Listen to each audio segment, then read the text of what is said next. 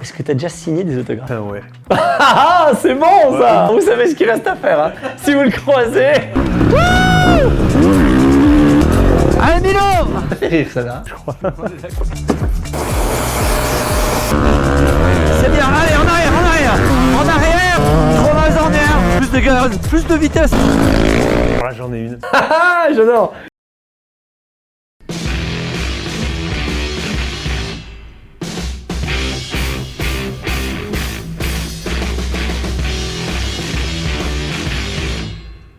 Alors Raphaël, épisode Parlons MX, qu'on attendait les deux, hein. C'est les vrais faux. Vrai, faux. Alors Pierrick, est-ce que le capuchon en plastique de la valve, moi j'appelle ça le bouchon de valve, est-ce qu'il sert à quelque chose?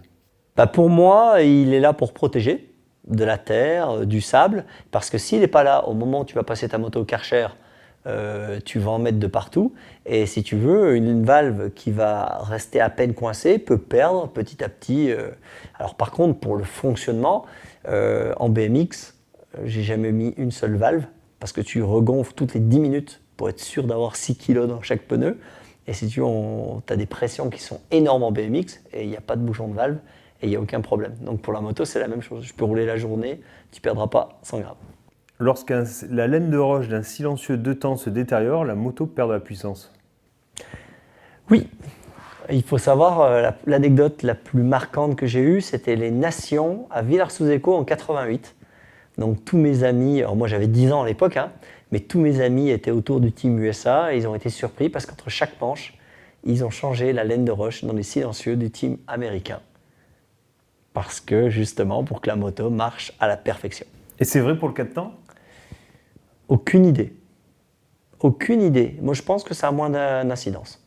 Rouler à haut régime fait que ton amortisseur fonctionne moins bien. Oui, entièrement. C'est-à-dire que l'amortisseur, pour qu'il marche le mieux, ce serait de passer au point mort. Avec l'élan. Bah, comme avait été, tout simplement. Oh là là là là. On va se concentrer un peu là.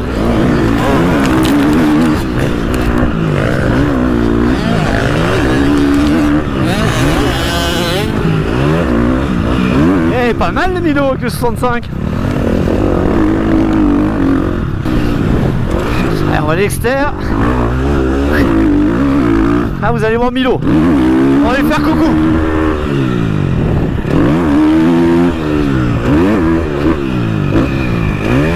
Ah, vous le reconnaissez?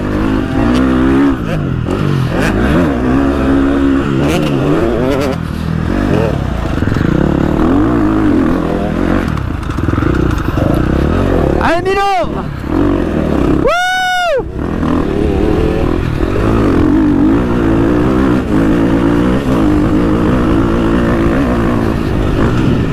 Ah, vous l'avez reconnu, c'est mon remplaçant. Ouh là là, ça coupe de la piste Milo.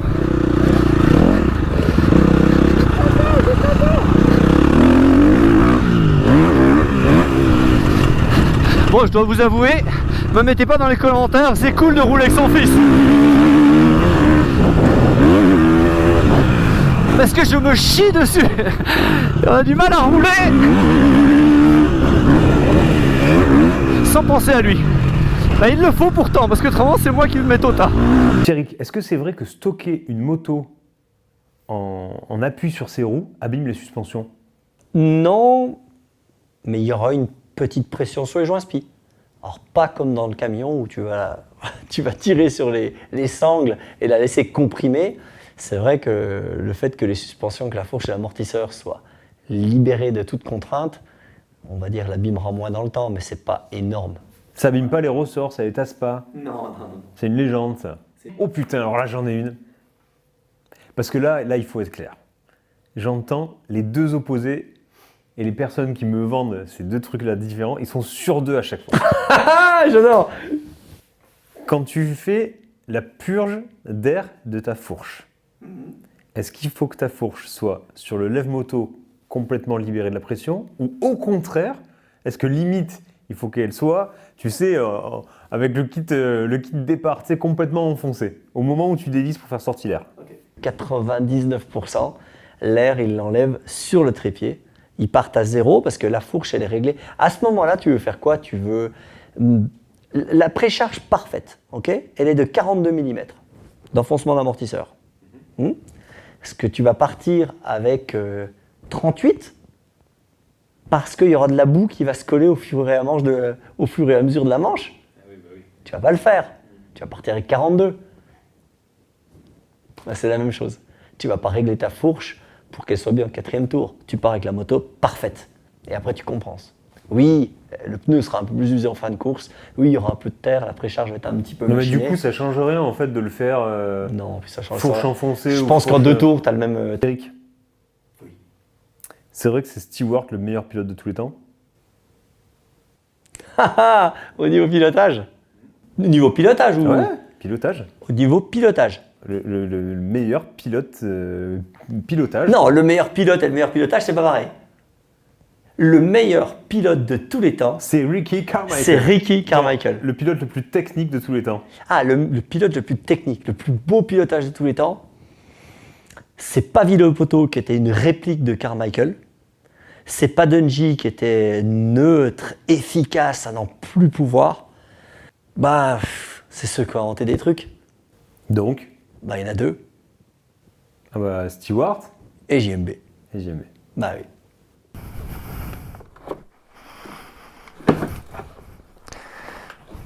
Ce geste, tout le monde le fait chaque lundi ou dimanche soir, hein, pour les plus chanceux.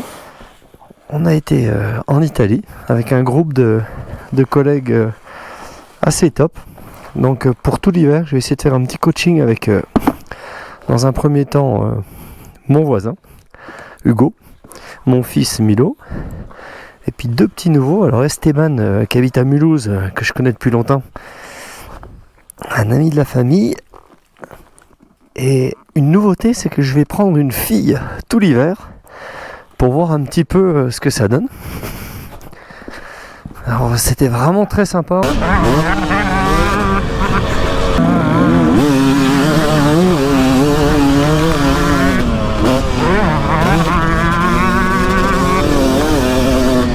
Ouais, c'est plus loin ça. C'est bien, mec. Trop lasernière. Tu y penseras au petit recoupé. Hein. Là, c'est la trace du pied. Où est-ce qu'on dépense le plus d'argent? En supermotard, en motocross ou en supercross? J'aurais dit super motard, moi. Après, j'aurais dit motocross, après, j'aurais dit supercross. Pierrick. Elle te fait rire, celle-là. Celle-là, elle me plaît bien. Est-il utile d'asperger sa moto de gasoil et de silicone avant de rouler dans la boue? Alors, je ne sais pas si c'est asperger la moto au gasoil ou si c'est la boue qui te fait rire. Hein. En bon Marseillais, la boue, déjà, tu y vas pas, toi. Écoute, c'est super efficace. Parce que si tu veux, la boue, elle va pas pouvoir se fixer. Elle va pas pouvoir se coller sous le garde-boue. Si bien que ta moto, tu vas rouler, elle va être sale, mais elle va pas être chargée. Et c'est pour ça qu'on le faisait. Alors, les années 80, évidemment, on mettait du gasoil. Alors, si tu en mettais sur le disque, tu n'avais pas de frein de la manche. Hein. C'était abominable. Autrement, tu pouvais couvrir les disques, tu mettais un peu de WD-40, tu vois, un dégrippant, et ça marchait bien. Mais c'est vrai qu'on le faisait sous les garde-boue, tu sais, mais évidemment, pas sur le côté, pas sur les huiles, pas sur la selle. Ah, mais combien de fois j'ai vu des pilotes arriver au pré-parc avec la moto, elle était repeinte. Donc évidemment, c'était une patinoire avant même de passer dessus. Mais sous les garde-boue, c'était super efficace. Il y a un moment, ils ont même sorti, tu sais, une mousse qu'on collait, comme celle du casque, que tu pouvais mettre sous les garde-boue et qui empêchait la boue de se coller. Le problème, c'est que les roues, elles vont toucher sous les garde-boue. Donc elles arrachaient la mousse. Enfin, il y a un produit aux États-Unis qu'ils avaient utilisé, tu sais, pour les plaques à numéros. Je ne sais pas si tu as remarqué des photos de courses dans la boue où Carmichael, Reed, ils avaient leurs plaques, mais neuves. Ah bah si, je me suis toujours demandé. Et j'ai jamais trouvé le produit. Mon oncle était fou de trouver le produit, il ne l'a jamais trouvé. Donc si dans les commentaires, quelqu'un connaît la marque du produit que Carmichael roulait dans les courses dans la boue, parce que c'était incroyable. La plaque était propre. Moi, je pensais qu'il s'arrêtait de nettoyer. Non, pas du tout. Ça, à la limite, c'est au Touquet. Ouais. Vrai ou faux, Raph? La bike life nuit gravement à l'image de la moto. Prendre tranquillement de l'importance, j'ai l'impression, parce que ça fait quelques années qu'on voit des productions qui sont de plus en plus travaillées. Hein. Je veux dire, on On est loin du copain qui te filme avec une petite caméra là. Mais par contre, moi je trouve aussi que ça nuit à l'image. Mais pourquoi est-ce qu'on a cette attitude? Parce qu'en skateboard, Ça a toujours existé. ça a toujours existé. En vélo aussi. En BMX, ça a toujours existé. Le street, on va dire, on reste pas sur un terrain de BMX. On va faire du street et finalement, c'est cool. On a tous rêvé devant Tony Hawk. Il n'est pas resté que dans un skatepark, Tony Hawk. On peut pas. Vous le verrez dans les vidéos qu'on va vous mettre. Il y a un petit côté qui est évident, c'est le côté pas de casque. Donc je pense que ça, déjà, c'est un gros problème. C'est la moto de Ou le cross. côté interdit. Moi, je pense que c'est un mélange des trois. C'est le côté moto de cross, qui est un peu la moto qui fait un peu rêver tout le monde. Ça fait du bruit, machin, tout ça. Il y a le côté interdit. Et puis il y a le côté prouesse, parce qu'il ne faut pas rêver. Ils font des trucs qu'il y a plein de pilotes élites qui font pas. hein. J'ose pas le dire, moi. Donc ce qui est bien, c'est qu'on avait vraiment plusieurs niveaux. Donc j'espère que vous arriverez à vous identifier à chacun. Alors Milo, hein, c'est quelqu'un qui a fait une course dans sa vie, qui débute la moto, il a 11 ans. Allez Milo, avec courage. Là, je vais dire que moi, j'ai jamais roulé dans des conditions pareilles quand j'étais gamin. hein. Bien, tu joues bien avec la moto. Tête plus basse le prochain coup Milo. Au freinage. C'est bien Milo. Allez, courage. Allez. C'est bien, accélération. Allez. Excellent. Allez, fais gaffe aux ornières. Voilà, tout. Un vrai Hollandais. Pierrick, quand on a un 254 temps, est-ce qu'il vaut mieux rouler avec un pneu large, type 110, ou plutôt avec un pneu plus étroit? Ah, bonne question, parce qu'il y a eu les deux de fait. Exactement, c'est une bonne question. Alors, il faut savoir qu'une 2,5 temps, c'est une 125. Donc, pneu de 100. Mais qu'aujourd'hui, les 2,5 temps roulent un peu, voire même plus vite qu'une 2,5 temps, qui roule avec un pneu de 110. Donc, quelque part, si tu veux, c'était un peu bête de laisser la 2,5 temps, avec la puissance qu'elles ont aujourd'hui, avec un pneu de 100. Donc, toutes les pilotes aujourd'hui roulent avec un pneu de 110 sur la 2,5 temps. Par contre, je dois te le dire, avant que toi tu trouves une différence entre le pneu de 100 et le pneu de 110, il va se passer un monde. Alors Pierrick, travailler ses avant-bras, c'est mal. En musculation, tu parles? Ouais. Ah, le spécialiste de la musculation face à celui qui ne veut absolument pas toucher un seul poids. Très simple, on souffre tous, les crossman à 90%, du problème des avant-bras. Tu sais, on appelle ça le arm pump. Ouais. Je trouve que le nom américain va bien parce qu'en un seul mot, tu arrives à expliquer ce qui se passe. C'est-à-dire que ton bras, en gonflant, devient tellement béton que tu sens absolument plus tes commandes. Tout ça, ça vient du fait que, à force de serrer le guidon, ton muscle se contracte, prend du volume, mais la gaine qui est autour du muscle n'arrive plus à le supporter. Donc imagine bien, quelqu'un qui a un muscle qui est petit et quelqu'un qui a un gros muscle. Tu t'imagines bien que celui qui va avoir le plus mal au bras, ça va être… C'est le gros muscle. Bah bien sûr. Donc plus tu vas développer la musculature de ton avant-bras, bah évidemment, plus il aura tendance à, on va dire, être limité dans sa place et plus tu auras des problèmes sur la moto. Pierrick, est-ce qu'on peut modifier l'assiette de la moto une fois qu'on est en l'air? Ah oui, une fois qu'on a décollé, on pourrait croire que tout est figé, mais comme on saut à ski, tu sais, mais en fait, pas du tout. On peut modifier l'assiette. Donc si on accélère très très fort, si tu veux, le point de rotation sera l'axe de la roue arrière. Si on accélère très très fort, la moto va avoir tendance à partir comme ça sur l'arrière. Et à l'inverse, si on bloque le frein arrière, évidemment en embrayant, hein, on est d'accord, hein, on embraye pour pas caler en l'air, mais si tu bloques le frein arrière, la moto va partir sur l'avant. Donc c'est super bien pour sauver une situation un petit peu in extremis. Si tu pars un peu comme ça, un coup de frein arrière te permettra de ramener la moto. Et à l'inverse, si tu pars en avant, de mettre gaz, ça va bloquer un petit peu, si tu veux, l'effet. À cylindrée égale, est-ce qu'un 2 temps est plus performant qu'un 4 temps? Raphaël? Alors performance, je pense que si on parle de la performance en termes de puissance, c'est évident que oui. Puisqu'il suffit de voir les équités qui ont été choisies dans la compétition. Hein. On sait que la 125 de temps, elle va avec la 254 temps, que la 252 temps va avec la 454 temps, donc on est quasiment sur le double de cylindrée quand on passe sur du 4 temps pour avoir cette équité. Donc oui, à cylindrée égale. Oui, c'est évident. À cylindrée égale, un 2 temps sera plus puissant. Est-ce qu'au niveau du chrono, par contre, ça sera mieux? Bah non, parce qu'une 2,5 4 temps va beaucoup plus vite qu'une 502 temps. On est d'accord. Une 502 temps, c'est quasiment 4 fois plus puissant en termes d'égalité, mais sur la piste, ça se traduit absolument pas, ni même sur le banc d'ailleurs. Ensuite, on est parti avec Hugo. Ouais, c'est pas mal ça. C'est pas mal.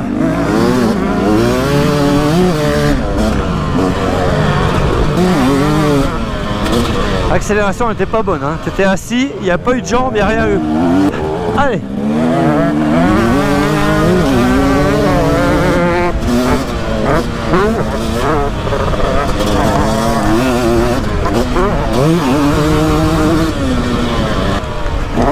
Voilà, et leur couper, bien, c'est bien ça. Et enfin, je vais vous présenter Léna. Les projecteurs sont sur toi. Ouais. Ouais, pareil. Écarte-toi plus encore. Regarde où je suis, moi. Regarde les trous. J'en ai pas. C'est bien. Allez, en arrière, en arrière.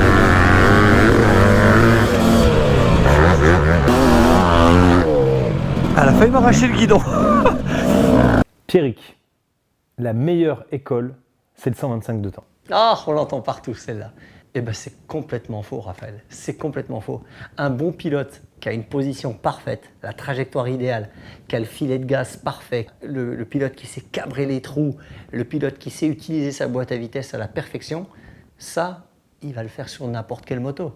La preuve en est, c'est que les pilotes super bons en 85 et en 125, quand ils passent en 2,5 4 temps, ils ne deviennent pas nuls. Et inversement, quelqu'un qui a un pilotage de malade sur une 4,5, prend Geyser, tu t'imagines bien que s'il monte sur une 125, il va aller très très vite également. Donc non, on apprend en s'entraînant, on apprend en analysant, on apprend en allant faire des cours de pilotage avec des moniteurs, ou seul ou avec ses parents, mais la cylindrée n'a rien à voir. Il n'y a pas de passage obligatoire. Absolument pas. Alors, Raphaël, est-ce que pour être un champion en motocross, est-ce qu'il faut commencer très tôt la moto, genre à 3 ou 4 ans? Alors écoute, tu vas le dire mieux que moi, mais moi l'exemple qui me vient en tête, c'est Joël Smets, parce que je crois savoir qu'il a attaqué la moto très très tard. 5 fois champion du monde. Et qu'il est voilà, mais je crois qu'il a attaqué genre vers 17 ou 18 ans quoi. Exactement. Alors il y en a qui vont nous dire que c'était pas la même époque. Sans doute, oui. Mais on peut reprendre Gauthier Paulin, qui a attaqué la moto à 13 ans. Ah oui, ça l'a pas empêché d'avoir une carrière assez énorme. Pierrick, est-ce qu'une fourche réglée trop mou, trop molle, est-ce que ça favorise le mal de bras? Eh ben oui.